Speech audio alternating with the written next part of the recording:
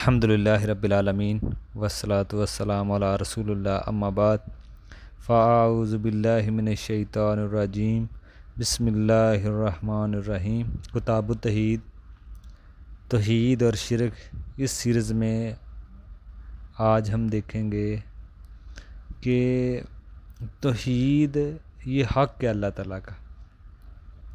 تعالیٰ کا حق ہے اللہ تعالیٰ کے بندوں پر۔ دیکھیں، اگر بندہ کوئی بھی ایسا کام کرتا ہے جس میں شرک والے کام کرے اگر بندہ، تو اگر شرک کر رہا ہے تو اس کی کوئی بھی عبادت قبول نہیں ہوگی اگر وہ شرک اکبر میں ملوث ہے۔ تو اس لیے یہ جاننا بڑا ہی ضروری ہے، جو اسلام کے ارکان میں پہلے نمبر پہ کلمہ شہادت ہے، شہادت کا اقرار کرنا، توحید کا اقرار کرنا۔ اس لیے اس موضوع پہ ہم انشاءاللہ آج بات کریں گے۔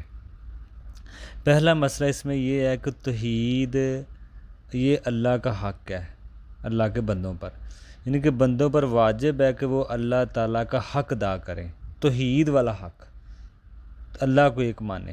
اب توحید میں یہ کون سی توحید ہے؟ دیکھیں، توحید کی 3 قسمیں ہیں، 3 اقسام ہیں۔ پہلے نمبر پہ تو توحید ربوبیت ہے۔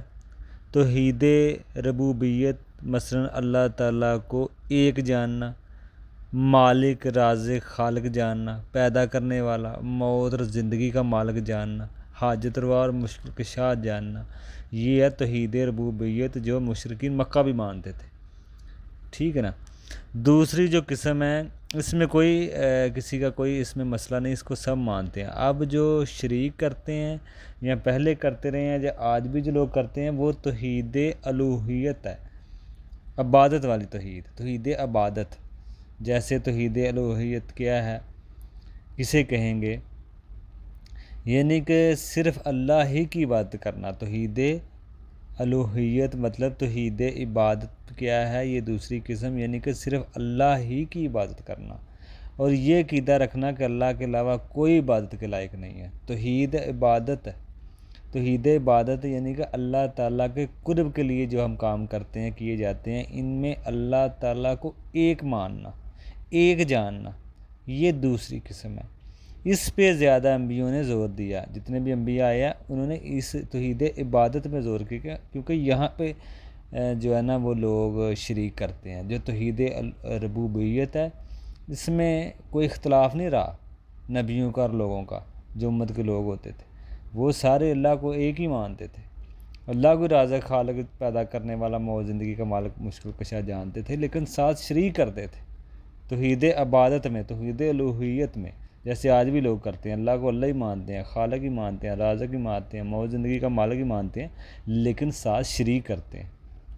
تو جو انبیاء کی دعوت رہی ہے زیادہ، وہ توحید الوہیت پہ ہے، توحید عبادت پہ ہے۔ یہاں پہ آ کے نا لوگ قرب حاصل کرنے کے لیے غیر اللہ کا سہارا لیتے ہیں، اللہ کا قرب حاصل کرنے کے لیے، یا کسی کا غیر اللہ کے قریب ہونے کے لیے، کسی کو سفارش بنانے کے لیے۔ تو اس میں زیادہ اہل مکہ کا بھی یہی شرک تھا، وہ اللہ کو اللہ ہی مانتے تھے، رازق مانتے تھے، خالق مانتے تھے۔ جب ان سے پوچھا جائے کہ اللہ کون ہے، وہ کہتے ہیں اللہ ایک ہے، اللہ ہی خالق ہے، اللہ ہی مالک ہے، اللہ ہی رازق ہے، موت، زندگی کا مالک بھی اللہ ہی ہے، اولاد دینے والے بھی اللہ ہی ہے، لیکن جب عبادت کرتے تو ساتھ شریک ٹھہراتے۔ تو آج بھی دیکھیں تو یہی معاملہ ہے، وہ کہتے ہیں اللہ ہی سب کچھ کرتا ہے، اللہ ہی مالک ہے، اللہ ہی رازق ہے، اللہ ہی سب کچھ دیتا ہے، بچے بھی اولادیں بھی اللہ ہی دیتا ہے، لیکن ساتھ شریک ٹھہراتے ہیں وسیلے کے نام پہ۔ اسی طرح کسی کا سہارا لے کے، فوت شدہ کا، یا زندگی سے اس کو زندہ سے کچھ مانگ کے، تو یہ توحید الوہیت دوسری قسم ہے۔ تیسری جو قسم ہے وہ ہے تیسرے نمبر پہ جو وہ توحید اسماء و صفات، یعنی کہ اللہ تعالیٰ کے تمام ناموں کو ماننا اور صفات کو ماننا اور ایک جاننا، اللہ تعالیٰ کو ان میں شریک نہ کرنا۔ تو یہ توحید کی 3 قسمیں، اور انبیاء کی، نبیوں کی جو دعوت تھی وہ توحید الوہیت پر ہوتی تھی، یعنی کہ توحید عبادت پر ہوتی تھی۔ نبیوں اور لوگوں کا جو جھگڑا ہوا وہ توحید عبادت میں ہوتا تھا، توحید ربوبیت میں نہیں تھا۔ وہ تو اللہ کو ایک ہی مانتے تھے، خالق، رازق، رب ہی مانتے تھے، اس میں کوئی اختلاف نہیں تھا، کوئی جھگڑا نہیں تھا۔ جھگڑا توحید عبادت میں تھا لوگوں کا، نبیوں سے۔ تو اس لیے پہلے کے جو لوگ ہیں وہ بھی اللہ کو ایک ہی مانتے تھے، خالق رازق مانتے تھے، لیکن ساتھ شریک کرتے تھے، توحید الوہیت ربوبیت میں وہ ایک ہی مانتے تھے۔ آج بھی وہ لوگ یہی کہتے ہیں، لیکن جب بات مانگنے کی آئے کسی سے تو وہ کسی سے شریک ٹھہراتے ہیں۔ تو یہ 3 قسمیں ہیں، انشاءاللہ مزید ہم اس کے اوپر آگے بھی ہم کچھ بات کریں گے۔ السلام علیکم ورحمۃ اللہ۔